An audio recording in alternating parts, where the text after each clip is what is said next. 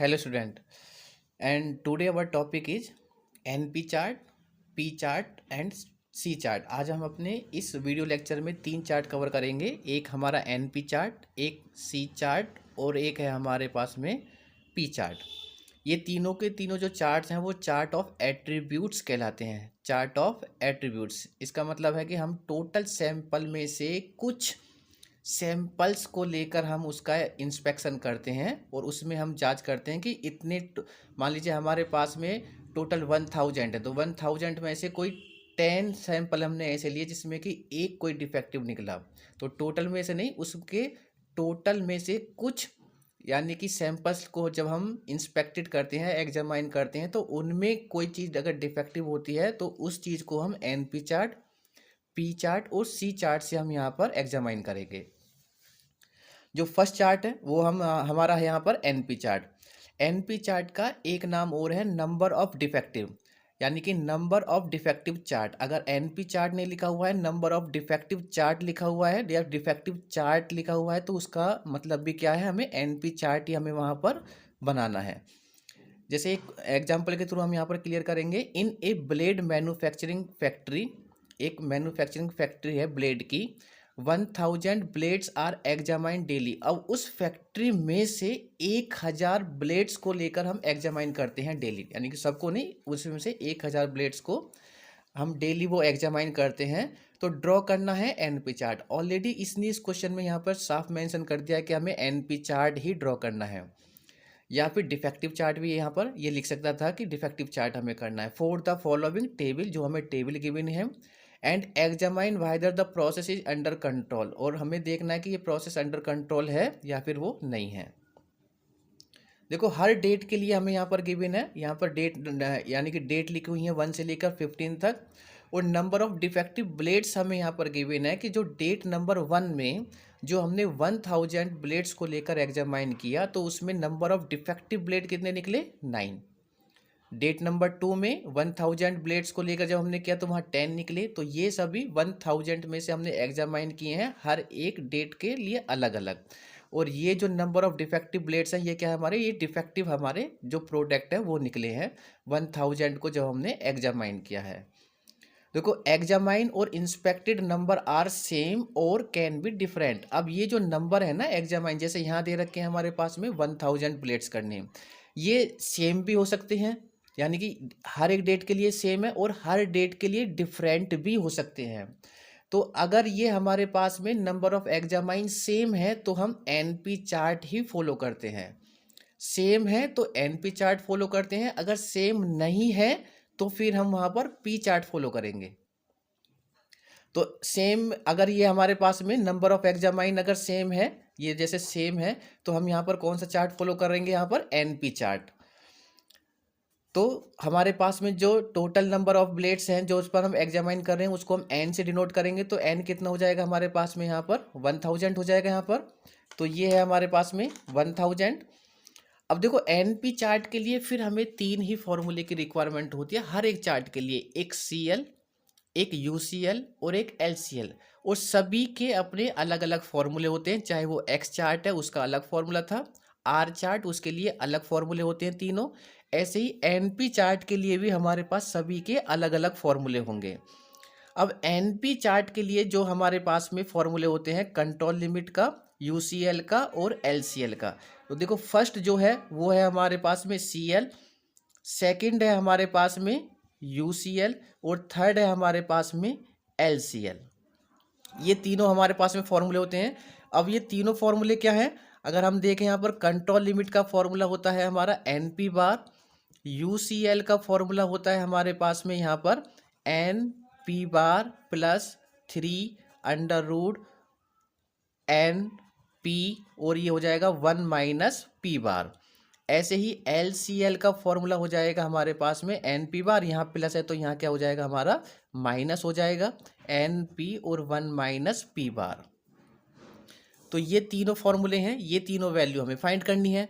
अब देखो CL का फॉर्मूला होता है NP बार, ये मैंने लिखा है कंट्रोल लिमिट का फॉर्मूला क्या होता है, NP बार। N तो हमें पता है, N तो हमारे पास में नंबर ऑफ एग्जामाइन कितने 1000। अब हमें P बार कैसे फाइंड करना होता है, तो देखो पी बार का जो फॉर्मूला होता है, पी बार का फॉर्मूला ये होता है, पी बार का फॉर्मूला होता है sigma n p upon sigma n, sigma n p upon sigma n. ये फॉर्मूला हमें याद रखना है पी के लिए, sigma n p upon sigma n. अब एन पी क्या है, एन पी होता है टोटल नंबर ऑफ डिफेक्टिव, ये हमारे पास में डिफेक्टिव है। अगर हम इनका टोटल करेंगे यहाँ पर तो ये वैल्यू आएगी हमारे पास यहाँ पर 166। ठीक है, इसका हमें टोटल करना है, सिग्मा मतलब टोटल करना है, एन पी मतलब डिफेक्टिव हो गया। तो ये एन पी हो गया हमारे पास में, इसको हम नंबर ऑफ डिफेक्टिव को एन पी से डिनोट करते हैं। तो एन पी कितना हो गया 166 अपॉन सिग्मा एन, एन है टोटल नंबर ऑफ इंस्पेक्टेड, यानी कि टोटल नंबर ऑफ इंस्पेक्टेड कितने थे, देखो 15 डेट तक हमने किया, 1 से लेके 15 डेट तक हमने किया, और हर एक डेट में हमारे पास में फिक्स था कि हम 1000 ही लेके चल रहे थे। तो 15 इंटू 1000, 15 इंटू 1000। तो यहाँ पर सिग्मा एन की जो वैल्यू होगी वो हमें याद रखना है, जो भी हमारे पास में टोटल ब्लेड्स हैं, टोटल ब्लेड्स की जितनी डेट्स में हम क्या कर रहे हैं, इंस्पेक्टेड कर रहे हैं। 15 डेट तक किया, टोटल कितना था हमारे पास में 1000 ब्लेड्स को लेके किया, तो वहाँ पर दोनों की मल्टीप्लाई क्या कहलाएगी, सिग्मा एन। तो यहाँ पर सिग्मा एन की वैल्यू ये हो गई। तो 166 अपॉन जब हम इसको डिवाइड करेंगे तो ये वैल्यू हमें फाइंड होगी 0.011। तो ये वैल्यू आएगी हमारे पास में पी बार की वैल्यू, और यही सबसे इंपॉर्टेंट वैल्यू है हमारे पास एन पी चार्ट में। तो एन पी चार्ट अब सॉरी एन पी बार हो गया हमारे पास में। तो हमें क्या फाइंड करना था, एन पी बार। तो एन क्या है, एन है हमारे पास में 1000, पी बार अभी अभी हमने फाइंड किया 0.011, दोनों के मल्टीप्लाई करेंगे तो आ जाएगा 11। अब एन पी बार हो गया हमारा 11, और एन पी बार को ही हम क्या बोलते हैं यहाँ पर, कंट्रोल लिमिट। तो हमारे पास में फर्स्ट आ गई, हमारे पास में कंट्रोल लिमिट कितनी हो गई, 11। नाउ सेकंड निकालते हैं यूसीएल। यूसीएल का फॉर्मूला होगा n p bar plus 3 under root में एन पी बार और 1 माइनस के पी बार, यहाँ इसके ऊपर भी बार है, तो एन पी बार और ये हो जाएगा 1 माइनस के पी बार।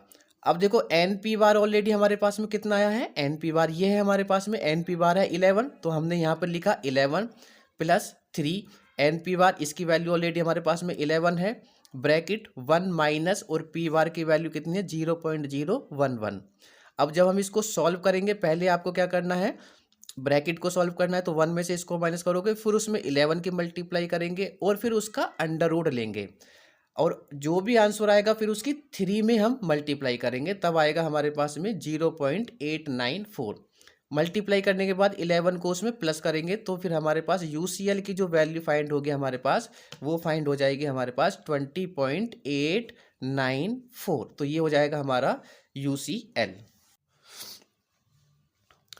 नाउ अब हम फाइंड करेंगे यहाँ पर एलसीएल की वैल्यू, यानी कि लोअर कंट्रोल लिमिट। तो लोअर कंट्रोल लिमिट का फॉर्मूला क्या होता है हमारे पास में, हमने यहाँ फॉर्मूला लिखा था एन पी बार माइनस 3, यहाँ प्लस होता है और यहाँ क्या होता है बीच में -3 अंडर रूट में एन पी और ब्रैकेट 1 माइनस पी बार। वैल्यू पुट करेंगे यहाँ पर, तो एन पी बार की जो हमारे पास में वैल्यू थी वो थी हमारे पास में 11 -3 अंडर रूट, ये हो जाएगा n p bar 11 bracket 1 minus और पी बार की वैल्यू ऑलरेडी हमने यहाँ पर फाइंड की थी 0.011। इस वाले पार्ट को हमने यहाँ पे सॉल्व करके दिखाया हुआ है, देखो 11 - 3 इंटू अंडर रूट में, इस वैल्यू को जब हम 1 में से इसको माइनस करेंगे यहाँ पर और 11 की जब मल्टीप्लिकेशन करेंगे तो ये वैल्यू हमें फाइंड होगी 10.879 अंडर रूट में। इस वैल्यू को जब हम अंडर रूट लेंगे तो ये अंडर रूट आएगा हमारे पास में 3.298, इसकी 3 में जब हम मल्टीप्लाई करेंगे तो ये आएगा 9.894, और इसको जब 11 में से हम यहाँ पर माइनस करेंगे तो ये वैल्यू हमें फाइंड होगी यहाँ पर 1.106, और यही क्या आया था हमारे पास में, एलसीएल की हमारे पास में ये वैल्यू है, तो ये होगी 1.106। अब हमारे पास में देखो तीनों वैल्यू हैं, जो कि हमारे पास में कंट्रोल लिमिट है एन पी बार वो आई है 11, यूसीएल है 20.894, एलसीएल है 1.106। अब हमारे पास ऑलरेडी यहाँ पर वैल्यू है, तो इसके लिए हम डिफेक्टिव यानी कि एनपी चार्ट को यहाँ पर शो कर सकते हैं। फर्स्ट हमने यहाँ पर सैंपल नंबर्स लिखे हैं, सैंपल्स नंबर्स हैं 1 से लेकर 15 तक, तो ये हो जाएगा 1 से लेकर 15 तक सैंपल नंबर्स हो जाएंगे यहाँ पर। और वाई एक्सिस पर हम क्या लिखेंगे यहाँ पर डिफेक्टिव, यानी कि नंबर ऑफ डिफेक्टिव क्या है हमारे पास में। देखो अगर हम मिनिमम वैल्यू देखें तो यहाँ से ये स्टार्ट हो रहा है 7 से, और मैक्सिमम वैल्यू हमारे पास में जा रही है वो है हमारे पास यहाँ पर 16। तो हम आप यहाँ पे 2 का डिफरेंस लेके चल सकते हैं, 2 4 6 8 10 12 और ये इसी तरीके से 22 तक। नेक्स्ट, क्योंकि हमारे पास जो UCL है जो सबसे ऊपर की वैल्यू वो 20.894 है, तो इसको हम 22 तक लेके चलेंगे वाई एक्सिस पर। और उसके बाद में फिर हम सबसे पहले CL को यहाँ पे शो करेंगे, CL UCL और LCL को। तो CL है हमारे पास में, कंट्रोल लिमिट है 11, तो ये था हमारे पास में 8, और 8 के बाद में 10, और 10 के बाद 12, तो 10 से ऊपर ही मैंने क्या माना यहाँ पर 11 को मैंने यहाँ पर ये शो किया है, ये वाली लाइन ये हो जाएगी हमारे पास में CL हो गई हमारे पास, ये कितनी आई थी वैल्यू 11, तो ये हो जाएगी हमारी 11 CL।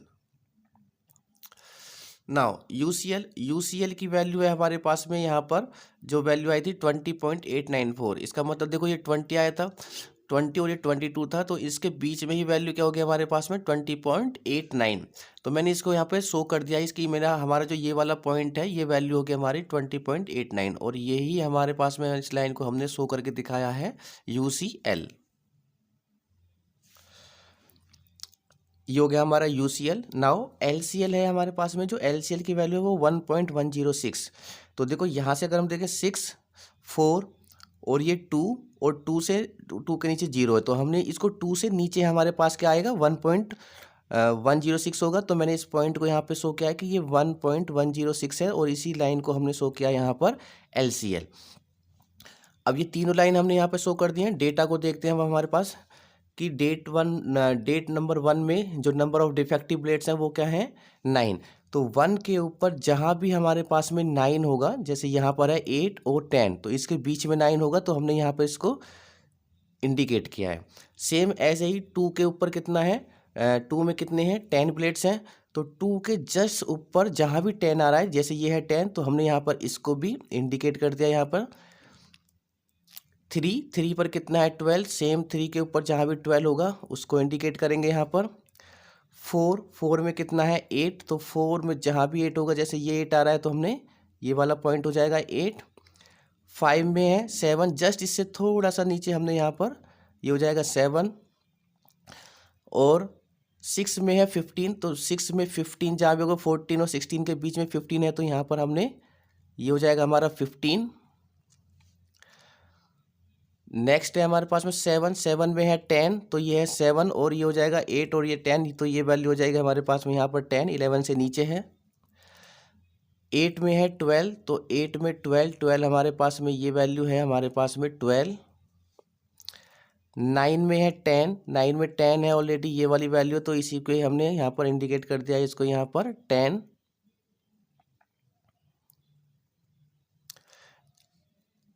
नेक्स्ट वैल्यू है 10 में 18 है, तो 10 में 8 सॉरी, तो 10 के लिए 8 ऑलरेडी हमारे पास में ये वैल्यू है यहाँ पर ये 8। 11 के लिए 7 है, थोड़ा सा इससे नीचे हो जाएगा, ये हो जाएगा हमारा 7।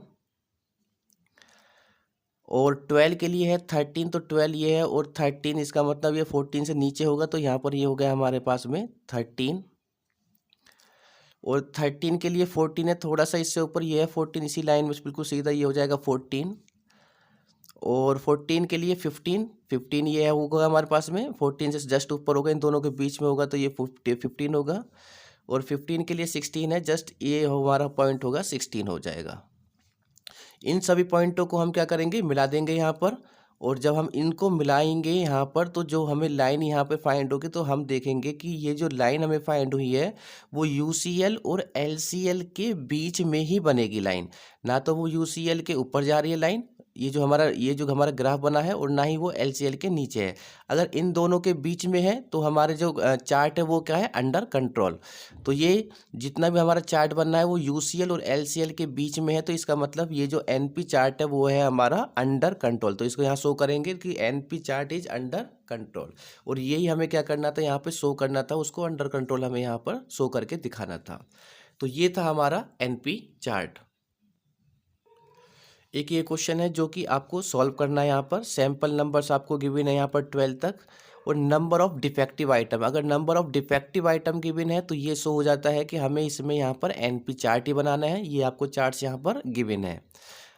अब इसके लिए आप जब एनपी चार्ट बनाओगे तो एनपी चार्ट के लिए जो फॉर्मूले होंगे हमारे पास में C L n p bar और यू सी एल क्या हो जाएगा, एन पी बार प्लस 3 में एन पी बार और 1 माइनस पी बार, और एल सी एल में एन पी बार बीच में क्या आ जाएगा, माइनस आ जाएगा। तो ये क्वेश्चन आपको खुद से एक बार सॉल्व करके देखना है और इसको एनपी चार्ट इसका आपको शो करना है कि एनपी चार्ट हमारा नंबर ऑफ डिफेक्टिव को, यानी कि सैंपल ईच कितने हैं हमारे पास में 250, जैसे वहाँ पे 1000 था तो यहाँ पर 250 सैंपल्स का इंस्पेक्टेड किया जा रहा है यहाँ पर, कि सैंपल नंबर 1 में भी 250 हमने लिए हैं, यानी कि ये हमारा फिक्स ही होगा। तो वो इसमें कितने नंबर डिफेक्टिव आइटम निकले हैं, 25। जब सैंपल नंबर 2 में जब हमने इतने नंबर्स का सैंपल्स का इंस्पेक्शन किया या एग्जामाइन किया तो हमारे पास में 47 डिफेक्टिव आइटम्स मिले।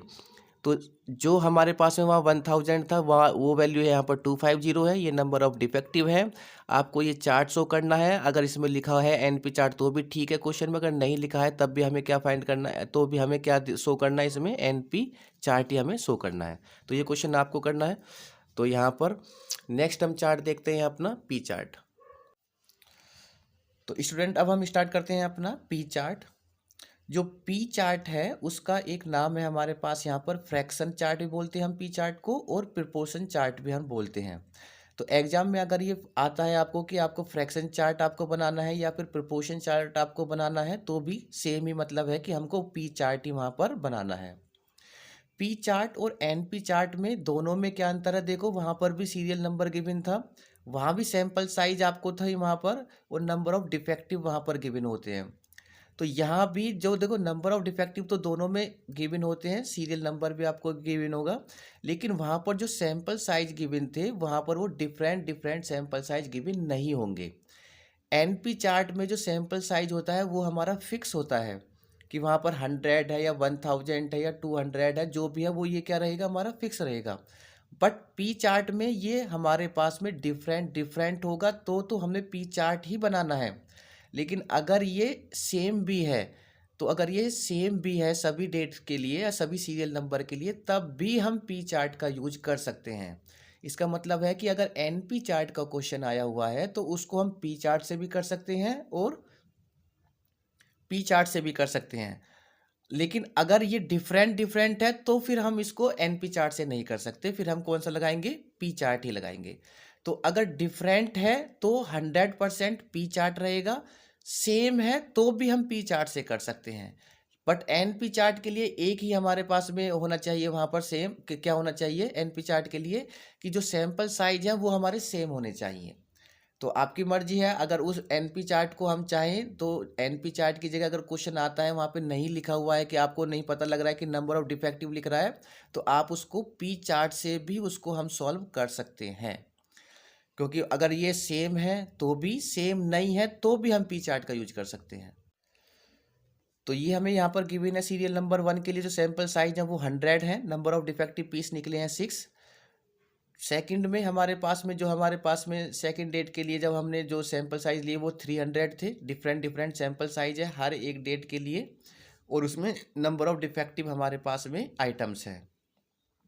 Draw control chart for fraction defective, हमें यहाँ पर फ्रैक्शन डिफेक्टिव चार्ट हमें यहाँ पर ड्रॉ करना है, और उसमें कमेंट्स में बताना है कि वो कंट्रोल है या फिर अंडर कंट्रोल है। फ्रैक्शन डिफेक्टिव, देखो फ्रैक्शन चार्ट का मतलब क्या हो गया, पी चार्ट हो गया।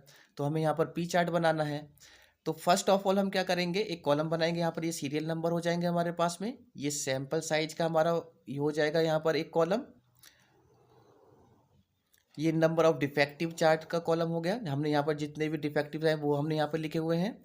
अब इसके लिए हमें बनाना होता है प्रोपोर्शनल डिफेक्टिव, हमें एक फाइंड करना होता है प्रोपोर्शनल डिफेक्टिव।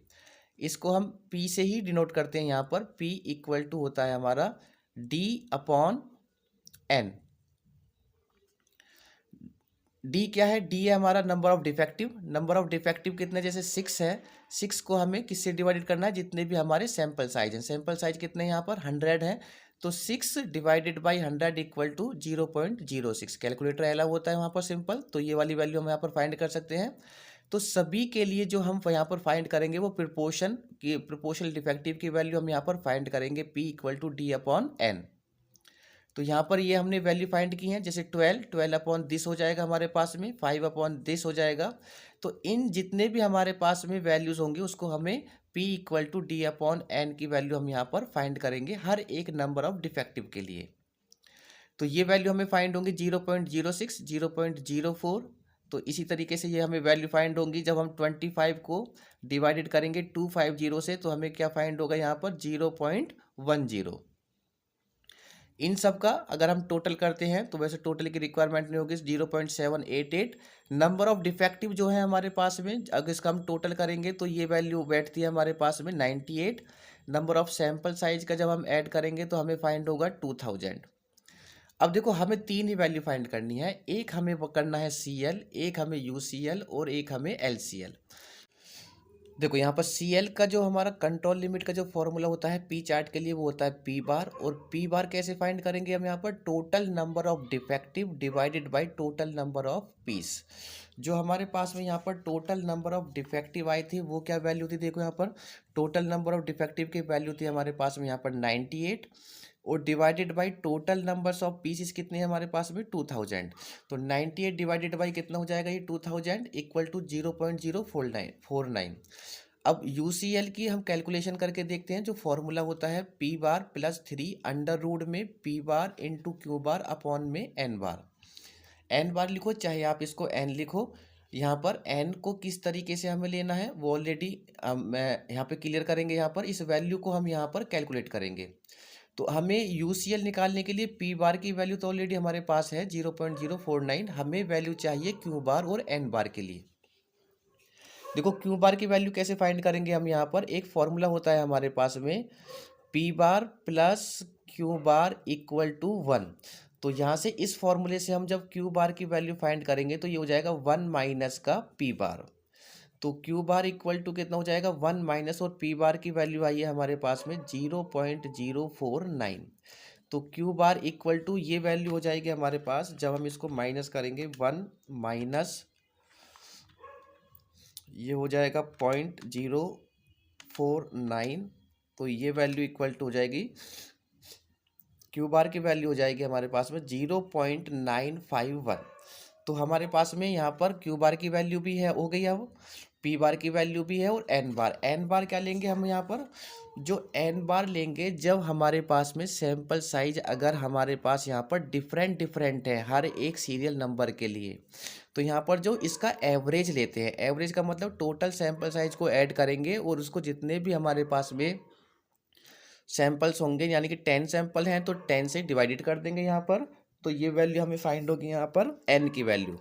तो N कितना हो जाएगा हमारे पास में, अगर हम N की वैल्यू यहाँ पर फाइंड करते हैं तो N बार = हो जाएगा, तो टोटल नंबर सैंपल साइज हैं उनका टोटल है 2000 डिवाइडेड बाई कितने हमारे पास में 10। तो ये वैल्यू हो जाएगी हमारे पास में N बार = 200। बुक में अगर N बार लिखा हुआ है तो भी ठीक है, अगर खाली N लिखा हुआ है तो भी हमें इसका एवरेज ही लिखना है।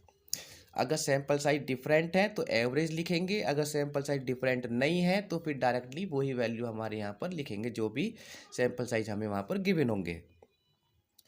तो ये चीज़ क्लियर हो गई, हमारे पास में सारी वैल्यू है ऑलरेडी। अब हम यहाँ से फाइंड करेंगे अपनी ये वाली वैल्यू फाइंड करते हैं। तो ये वाली वैल्यू हो जाएगी हमारे पास, तो इस वाली वैल्यू को ही पहले हम यहाँ पर फाइंड करेंगे। तो ये हो जाएगा 3 अंडर रूट लेंगे यहाँ पर, जो P बार है P बार कितना है हमारे पास में 0.049, और इनटू में Q बार की वैल्यू भी हमारे पास में है, Q बार की वैल्यू हो गई 0.951, और अपॉन में N कितना है हमारे पास में यहाँ पर 200। सॉल्व करते हैं इसको, पहले दोनों के मल्टीप्लिकेशन करेंगे, उसको 200 से डिवाइडेड करने के बाद फिर हम इसका अंडर रूट हम फाइंड करेंगे। तो इसकी हमने यहाँ पर जब इन दोनों की मल्टीप्लिकेशन की तो हमें वैल्यू फाइंड हो गई 0.04659 डिवाइडेड बाई 200। अब जब इसको हम डिवाइडेड करेंगे तो अंडर रूट में हमें मिलेगा 0.000232। इसका जब हम अंडर रूट लेंगे तो हमें वैल्यू फाइंड होगी 0.01526।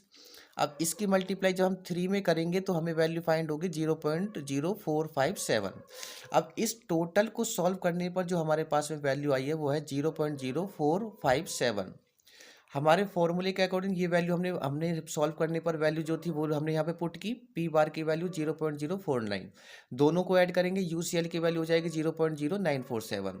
ऐसे ही हम यहाँ पर एलसीएल की वैल्यू हम यहाँ पर फाइंड कर लेंगे, तो बीच में माइनस होता है बस यहाँ पर, तो ये हो जाएगा 0.049 माइनस के 0.0457, इसको माइनस करते हैं तो एलसीएल की वैल्यू हो जाएगी हमारे पास में 0.0033। अब सीएल भी है, यूसीएल भी है और एलसीएल भी है। अब इन तीनों वैल्यू की हेल्प से हम क्या करेंगे, यहाँ पर चार्ट को ड्रॉ करेंगे। तो यहाँ पी चार्ट को ड्रॉ करते हैं। यहाँ पर देखो हमने ये एक फ्रेश पेज पर यहाँ पर सीरियल नंबर लिखे हैं अपना प्रोपोर्शनल डिफेक्टिव, जिस वैल्यू को लेकर हमें यहाँ पर चार्ट को ड्रॉ करना है। ये तीन वैल्यू जो ऑलरेडी हमने यहाँ पर फाइंड की हैं, control limit, upper control limit and lower control limit. ये एक्स एक्सिस हो गया, यहाँ पर हमारे पास में जो सीरियल नंबर है 1 से लेके 10 तक, ये हमारा ओरिजिन हो गया। यहाँ प्रोपोर्शनल डिफेक्टिव की वैल्यू हमें यहाँ पर ड्रॉ करनी है। तो देखो जो हमारे पास में डेसिमल में वैल्यू है, डेसिमल के बाद अगर कोई वैल्यू आती है तो वो वैल्यू बहुत बड़ी हो जाती है। डेसिमल के बाद 0 है तो वो छोटी वैल्यू है, 1 0 है तो बहुत छोटी वैल्यू, अगर 2 0 है तो वो और भी ज़्यादा छोटी वैल्यू है। तो ध्यान रखो, पहले हमें ये चीज़ यहाँ पे इसमें देखनी है अपने पास फिगर में, अपने इस वैल्यूज़ में, कि डेसिमल के बाद 0 है या 1 है। देखो 1 भी है और यहाँ पर 0 भी है, तो 0 वाली वैल्यू छोटी होगी, तो यहाँ पर 0 के बाद जो नंबर होगा वो ऑलरेडी वो इंक्लूड होगा। तो ग्राफ पर इन वैल्यू को जो हम यहाँ पर ड्रॉ करेंगे, तो सबसे पहली बात, जितनी डेसिमल के बाद 0 ज़्यादा होंगी उतनी ही वो सबसे छोटी वैल्यू होगी। डेसिमल के बाद अगर 1 0 है तो वो छोटी है, डेसिमल के बाद 2 0 है तो वो उससे भी छोटी है, डेसिमल के बाद नंबर है तो वो फिर बड़ी है। ठीक है, ये चीज़ हमें ध्यान रखना है बस। तो देखो सबसे पहले हमें अगर इस वाले अपने प्रोपोर्शनल वाली वैल्यूज़ में देखें, तो डेसिमल के बाद 1 0 है, उसके बाद फिर नंबर आता है, तो इसमें तो हमें प्रॉब्लम नहीं है। क्या यूसीएल और सीएल में डेसिमल के बाद 1 0, डेसिमल के बाद यूसीएल में 1 0, एलसीएल में डेसिमल के बाद 2 0 है, तो सबसे छोटी वैल्यू हमारी डेसिमल के बाद 2 0 है। तो यही है सारी वैल्यू में, इनमें भी 10 में भी और तीनों में। तो डेसिमल के बाद जो भी हमारे पास में 2 0 वाली वैल्यू है उसको पहले हम यहाँ पर शो कर देंगे।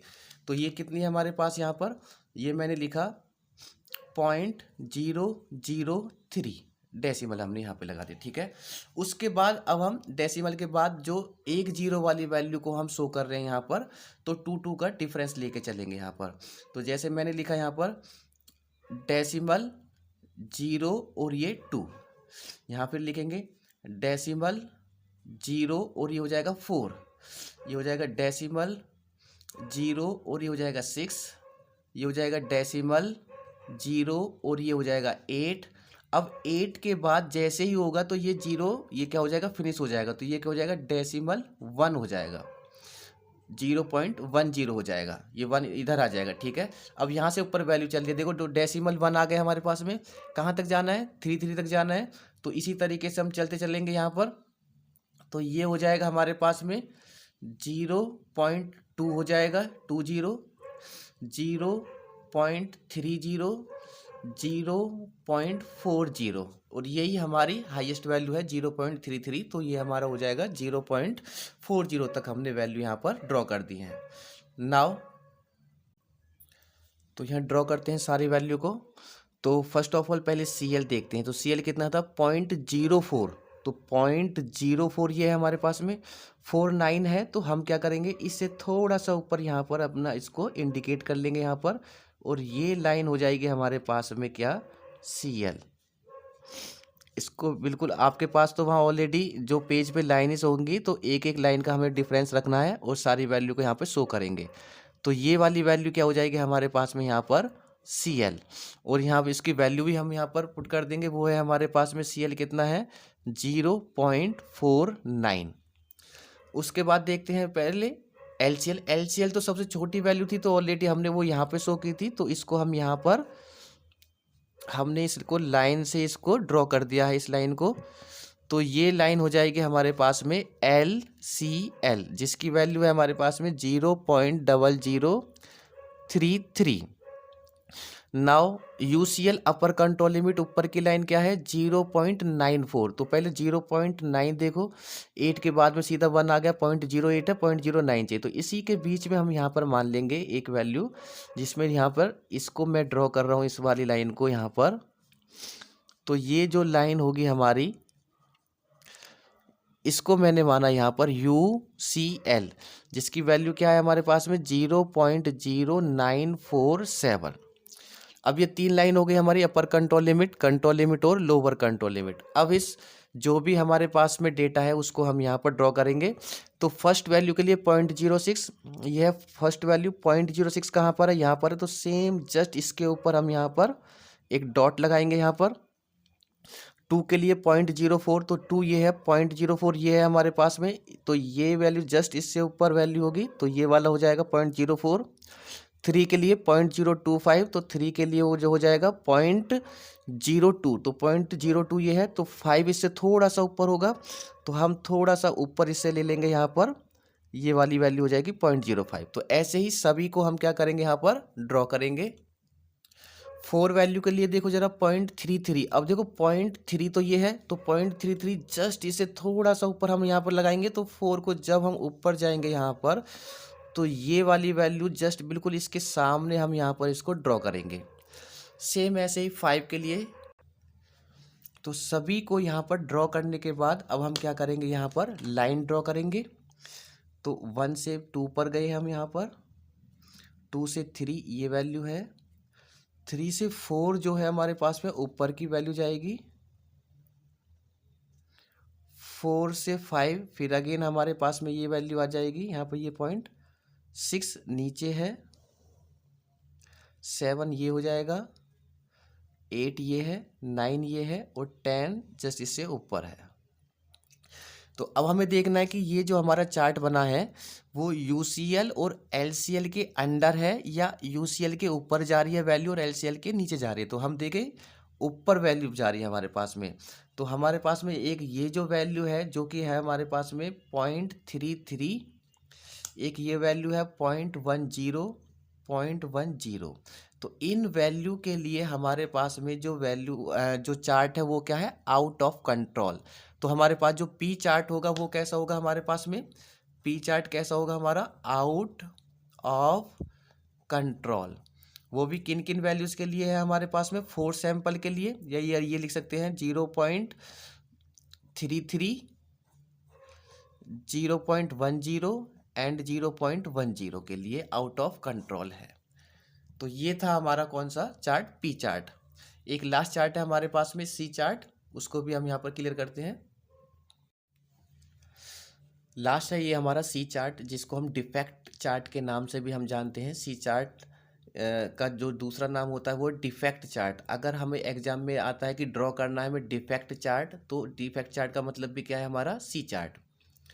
तो इसमें हमें यहाँ पर नंबर ऑफ डिफेक्ट वैल्यूज़ यहाँ पर गिवन होंगी, ना कि defective. Defects, the number of defects in 8 rolls of cloth each of 100 metre length is given by, यानी कि ये 8 हमारे पास में रोल्स हैं ऑफ क्लॉथ्स के।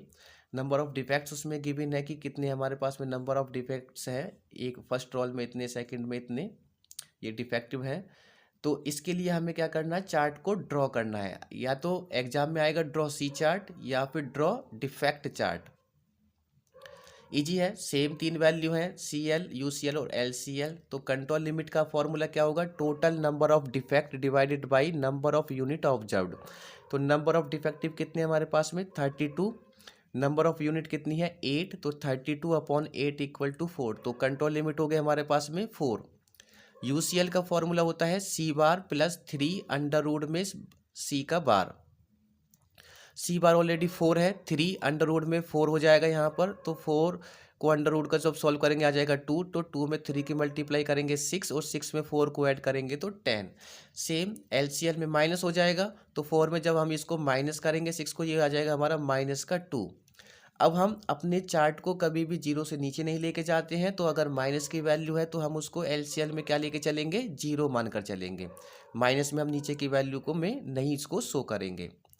इजी फॉर्मेट वही है हमारे पास में, पहला एक्स एक्सिस पर जितने भी हमारे पास में सैंपल नंबर्स हैं 1 से लेके 8 तक, वाई एक्सिस पर 1 से लेके 7 है तो 1 1 में कर लेते हैं, 1 2 3 4 5 6, सी एल में 4 आया है, यू सी एल में 10 है तो 10 तक जाएंगे, एल सी एल -2 है तो हमने इसको किसके इक्वल मान लिया है, 0। 0 का मतलब ओरिजिन पे हमने रखना है, तो एल सी एल हमारा ओरिजिन पे हो जाएगा। सी एल की वैल्यू है 4 तो 4 पे हमने यहाँ पे शो किया है सी एल की वैल्यू 4, और जो यू सी एल की वैल्यू हमने यहाँ पर यू सी एल की वैल्यू है हमारे पास में 10, तो यहाँ पर हमने 10 को यहाँ पर ड्रॉ किया है। सेम वही है, अब 1 नंबर पर सैंपल नंबर 1 पर 2 है तो 2 पर यहाँ पर इसको ड्रॉ कर देंगे, यहाँ पर 2 के बाद यहाँ पर ये 5 है, सैंपल नंबर 2 के लिए 5, 3 के लिए अगेन 5 है, फिर 4 के लिए 6 है। इन सभी को फिर हम यहाँ पर मैच कर देंगे, फिर यहाँ पर हम एग्जामाइन करेंगे अपने चार्ट को, क्या ये UCL और LCL के मिड में है या फिर वैल्यू ऊपर या नीचे जा रही है LCL से और UCL से। अगर ये UCL और LCL के बीच में चार्ट आ रहा है तो अंडर कंट्रोल है। तो अगर हम इस चार्ट को देखें तो ये सारी वैल्यू हमारी UCL और LCL के मिड में है, तो जो C चार्ट है वो क्या है, हमारा अंडर कंट्रोल है। इजी चार्ट है यहाँ पर। ये कुछ क्वेश्चन है जो कि आपको सॉल्व करने यहाँ पर। मेन है ये P chart, fraction defective chart बोल रहा है हमारे पास यहाँ पर। 2000s के लिए हमारे पास में जो 22 लॉट्स हैं उनका 2000 रबल्स बेल्ट के लिए हमने यहाँ पर एग्जामाइन किया हुआ है यहाँ पर। तो जो हमारे पास में एग्जामाइंस जो नंबर्स है वो हमारा फिक्स है 2000, डिफरेंट नहीं है। तो ये चीज़ आप ध्यान रखना कि वो डिफरेंट नहीं है, वो क्या है, फिक्स है। तो फिक्स के लिए हमारे पास में वहाँ पर एन का हम एवरेज नहीं निकालेंगे, डायरेक्ट एन की वैल्यू रखेंगे, ठीक है, पी चार्ट के अंदर। तो ये सब वैल्यूज़ के लिए आप पी चार्ट को आपको यहाँ पर ड्रॉ करना है, देखना है कि वो कंट्रोल है या फिर आउट ऑफ कंट्रोल है या अंडर कंट्रोल है। ये नंबर ऑफ डिफेक्टिव पीस आपको गिवन है, पहले इसका प्रोपोर्शन बनाएंगे या फिर फ्रैक्शन वैल्यू फाइंड करेंगे, उसके बाद आपको CL और UCL और LCL की वैल्यू निकाल कर आपको चार्ट में इसको ड्रॉ करना है। ये एक्स चार्ट के लिए एक क्वेश्चन है हमारे पास में, ऑलरेडी शायद हमने ये ऑलरेडी हम कर चुके हैं। तो ये सैम्पल यानी कि आप इसको रो बाय जैसे आप इसको सॉल्व कर सकते हैं। यहाँ पर रो के अकॉर्डिंग यहाँ पर आप पहले इसका एक्स मीन और आर मीन की वैल्यू निकालेंगे, यहाँ से हमें वैल्यूज़ मिल जाएंगी चार्ट की, इसका मीन निकालेंगे, सबको ऐड कर 5 से डिवाइडेड कर देंगे। ऐसे ही आर एवरेज निकालेंगे तो यहाँ पर लार्जेस्ट माइनस स्मॉलेस्ट का वो वैल्यू आपको हमें फाइंड हो जाएंगी। उसी की हेल्प से हमें यहाँ पर एक्स चार्ट हमें यहाँ पर फाइंड करना है, और उसके लिए A2 की वैल्यू ऑलरेडी आपको यहाँ पर गिवन है n = 4 पर। तो ये हमारे पास जो यूनिट थी, ये यूनिट हमारी फिनिश होती है स्टैटिकल क्वालिटी कंट्रोल।